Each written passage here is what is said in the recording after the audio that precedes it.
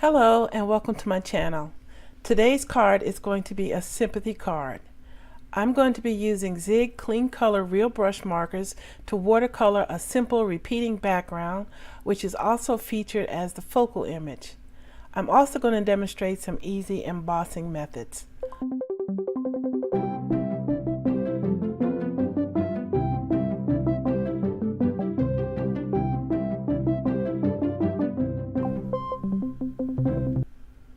The stamp sets I'm using today is Heartfelt Sympathy by Stampin' Up and the Bloom with Hope by Stampin' Up. This is a two-part stamp set, and this is the second part.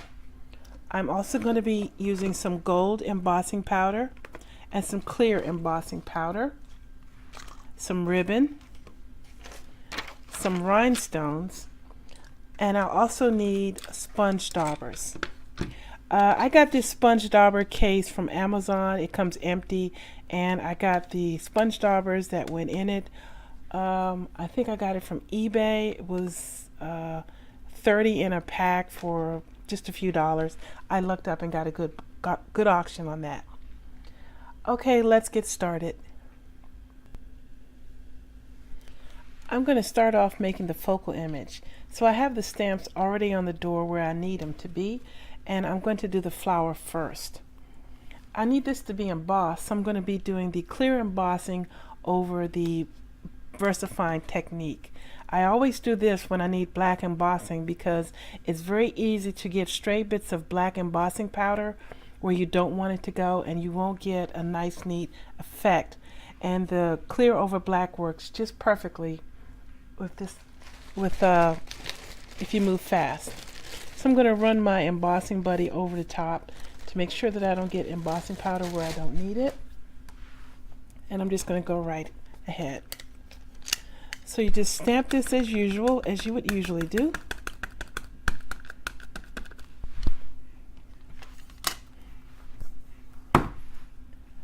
Oops. Get out the way, phone. And while it's still wet, dip it right into the clear powder.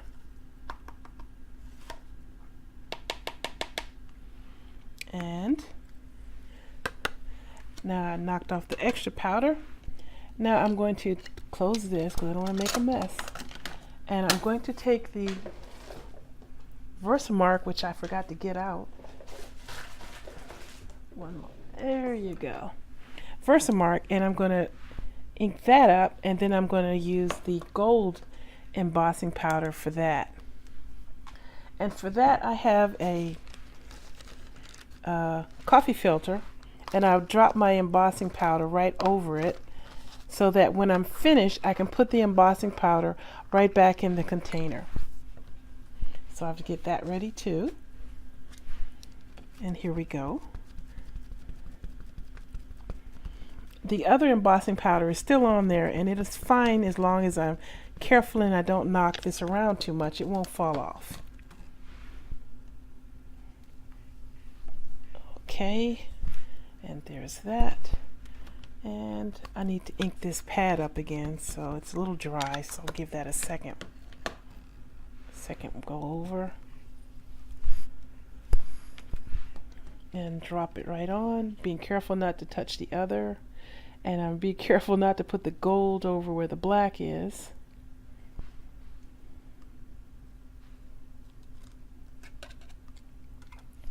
Okay, now I'm going to just take a paintbrush, a clean paintbrush, and knock this little extra off that I don't want on there. Okay, now I'm going to take this off camera and emboss it.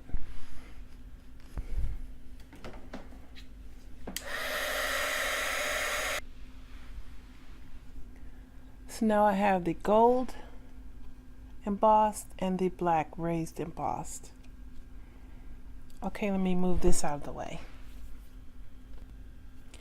I've transferred that stamp to a block, and now I'm going to stamp the background. I have my stamping pad so I can get some good impressions, a piece of paper to protect it, and the smaller of the watercolor panels. And I'm going to go all over with the London Fog. And it's just no rhyme or reason, just go all over everywhere And also stamp off the paper to make sure that you get a really good coverage.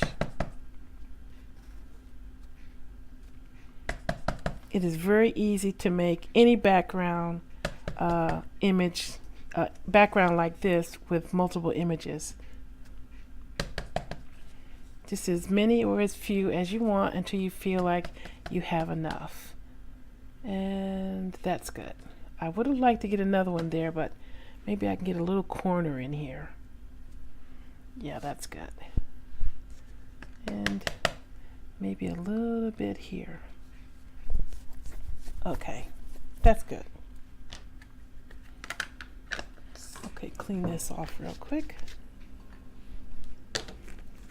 And I'm done with that.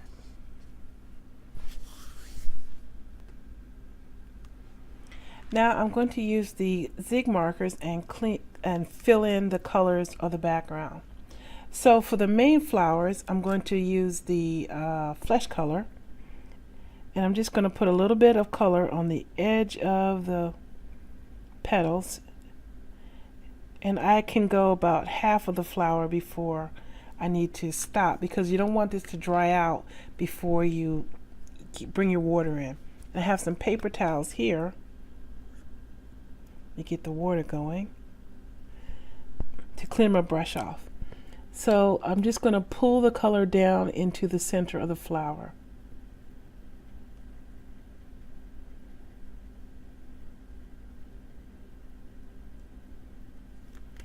And again for the other side. Whoops, that's the wrong one. You didn't see that. And this is why I say you have things set up ready to go before you start, so you don't have to think about it and you don't make a mistake like I just did. Okay, and it's so light you won't be able to tell.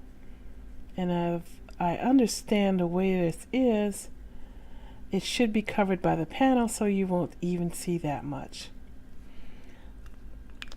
Okay, now I'm going to take up that pink and do the center.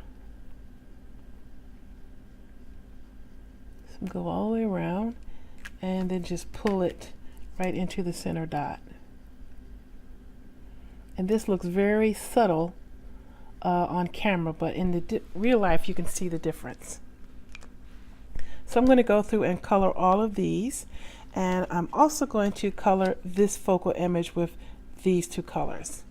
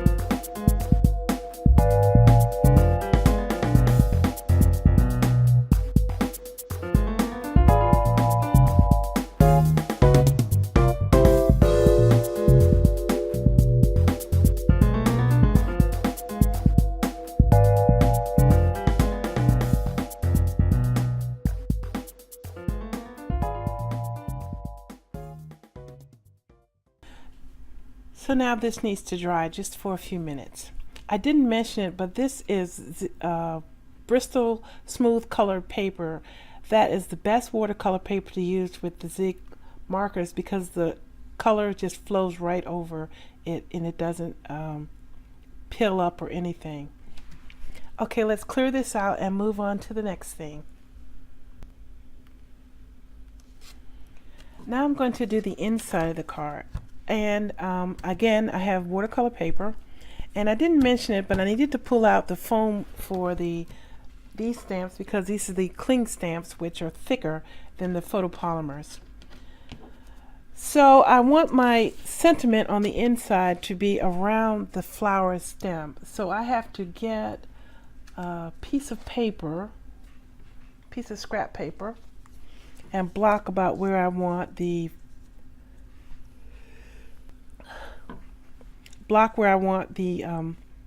opening to be.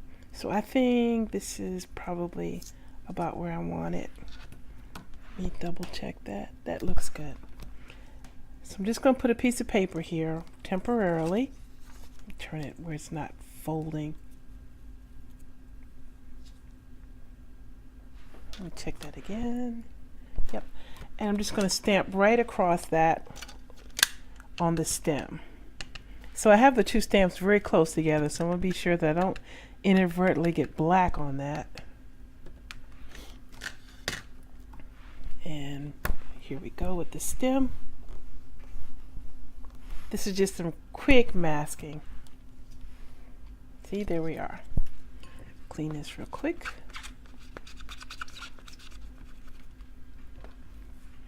And now I'm going to turn it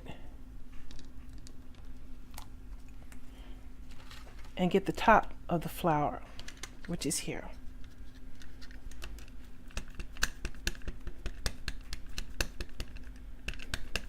I'm not going to emboss the inside flower. I don't want that part embossed. Okay. And clean this again real quick.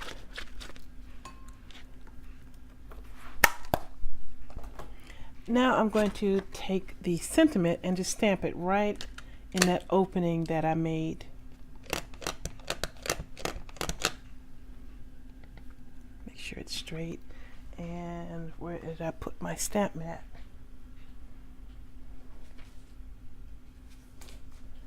Okay, because I want to be sure that I get a good impression.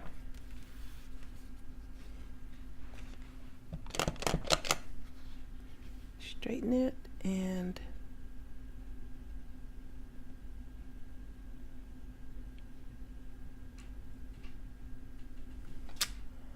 there we go.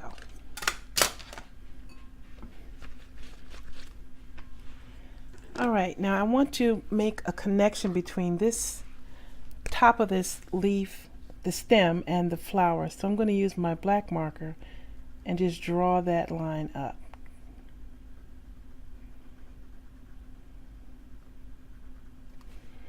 Okay, and if you didn't like the separation between here and here, you could also make the marker line to make that connection, but I'm fine with that just like that. So I'm going to watercolor this flower, and the rest of the card is just going to be simply assembly. So I'm going to put everything together for you.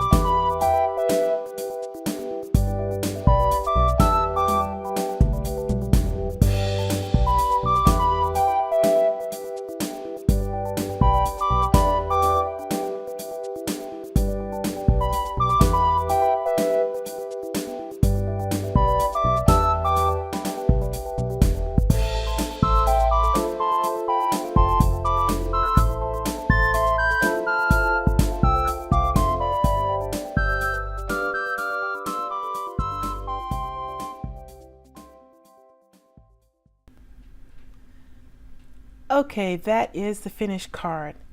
I hope you will try this card yourself. It is very easy to create a repeating background with your stamps, and this watercoloring technique with the zig markers and this Bristol paper is very easy to do.